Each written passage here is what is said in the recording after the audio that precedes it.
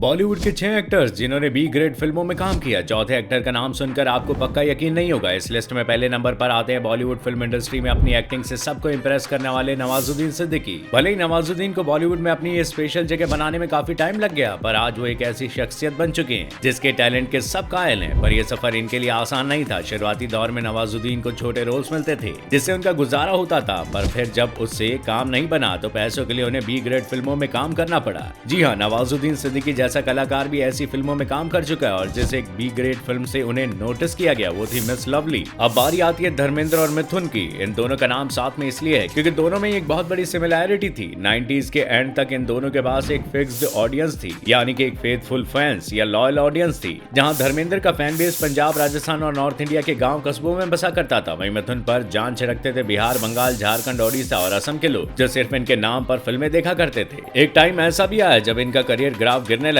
तब ये कंक्लूजन निकाला गया कि करोड़ के वजह से करोड़ नहीं बना सकते, पर अब भी 50 लाख लगाने पर 65 लाख बना सकते हैं। और इनके घर के आगे फिर लो बजट वाले बी ग्रेड फिल्मों के डायरेक्टर्स की भीड़ लगने लगी और धर्मेंद्र ने अपनी जरूरत के हिसाब से कुछ फिल्में की और फिर इसे छोड़ दिया। पर मिथुन दा ने ऐसा नहीं किया। आपने वो कहावत तो सुनी होगी कि आपदा को अवसर में बदलिए। उन्होंने इस अपॉर्चुनिटी बिजनेस मॉडल में कन्वर्ट कर दिया। वो मुंबई छोड़कर ऊटी में अपने होटल मोनार्क में बस गए। वह शर्त ये रखी कि किसी भी छोटे बजट के डायरेक्टर को मना नहीं करेंगे, लेकिन ऊटी के बाहर कोई शूटिंग नहीं करेंगे। अब पूरी यूनिट ऊटी आती थी और मिथुन के होटल में ही रुकती थी, जिसके अलग से पैसे मिलते थे मिथुन को। और मिथुन से कई बार लोग पूछा करते थे कि आखिर उनको ऐसी फिल्में करने की क्या जरूरत है, तो मिथुन कहते थे कि जब 5 स्टार होटल का लंच मिलना बंद हो जाए तो भूखे रहने के बजाय उडीपी का डोसा खा लेने में बुद्धिमानी है। बेशक अमिताभ बच्चन आज एक मेगा स्टार हैं और आज के टाइम हर कोई उनकी बहुत रिस्पेक्ट करता है, लेकिन आपको ये जानकर हैरानी होगी कि अपने करियर में बिग बी ने एक बी ग्रेड फिल्म में काम किया था और इस मूवी का लेवल कितना गिरा हुआ था इसका अंदाजा आप इसी बात से लगा सकते हैं कि ना कभी बिग बी ने और ना ही कैटरीना कैफ ने इस मूवी के बारे में बात की। जी हाँ, इस बी ग्रेड मूवी में उनके साथ कैटरीना कैफ भी थी जिसका नाम था बूम। लोगों को ये बात नहीं समझ आई कि जो इंसान इतनी शोहरत और कामयाबी पा चुका था उसे ऐसी फिल्म करने की जरूरत क्या पड़ी। तो आपको बता दें कि कहा जाता है कि उस समय बच्चन फैमिली फाइनेंशियल क्राइसिस से गुजर रही थी, जिसके चलते बच्चन साहब को ना चाहते हुए भी ये फिल्म करनी पड़ी।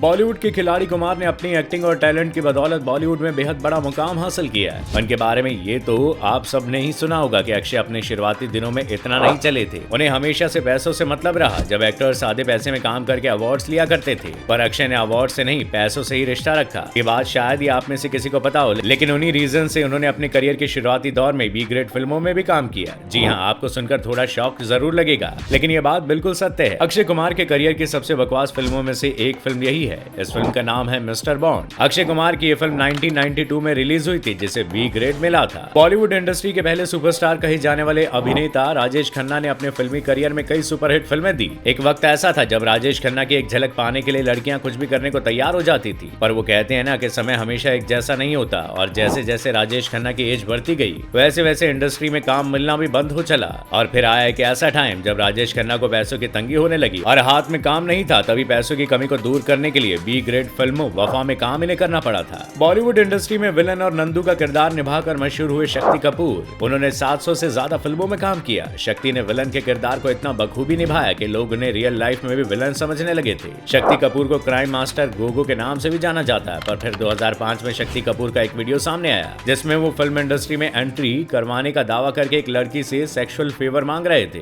बाद में पता चला कि ये कुछ और नहीं बल्कि बॉलीवुड में हो रहे कास्टिंग काउच का पर्दाफाश करने के लिए स्ट्रिंग ऑपरेशन था, जिसमें शक्ति कपूर का असली चेहरा सामने आ गया। Film and television producers guild of India ने शक्ति को बैन कर दिया था और टीवी प्रोग्राम प्रोड्यूसर्स ने यह डिसाइड किया कि वो शक्ति कपूर को बैन नहीं करेंगे क्योंकि उनके अगेंस्ट ये एलिगेशन प्रूव नहीं होते। पर तब टाइम काफी बीत चुका था और फिर बॉलीवुड में वापसी करने के लिए शक्ति कपूर ने लिया सहारा बी ग्रेड फिल्म का।